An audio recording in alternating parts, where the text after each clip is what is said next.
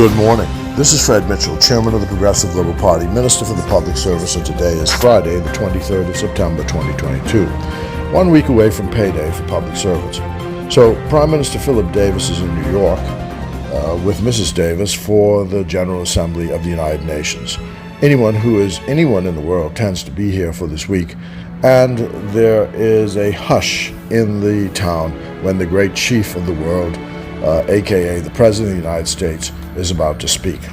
The city is in security lockdown, and you'd better walk because even other presidents and prime ministers have to sit in traffic to get where they're going. Our own prime minister took 2.5 hours to get to a function the other night.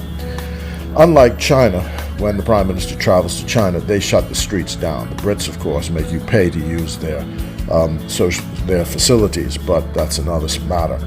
In the U.S., protocol deference is spotty and quite casual. Their officials don't understand quite the Caribbean's preoccupation with formality and protocol. It's you guys this and you guys that, a bad habit which our own young people seem to have picked up. So the Bahamian public officials who are not used to this sort of thing are really shocked when they are subject to intrusive searches to enter into forums which the United States government has actually invited you into. I'm used to it after 30 years of this. I chuckled a couple of days ago as a police officer was making me empty my pockets when a young lad from the U.S. State Department who used to work in Nassau spotted me and came running up to say, "This is the Foreign Minister of the Bahamas." The police officer apologized immediately, but, no big deal to me. As Perry Christie used to say, it is what it is.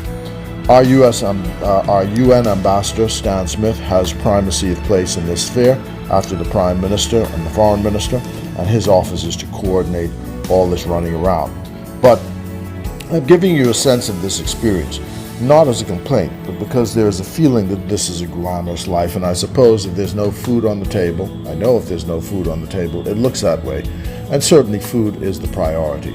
But this is, in many respects, drudgery, over-scripted visits, falling asleep at meetings because you're up too late the night before, bad food, ill-tempered people, and staffing issues.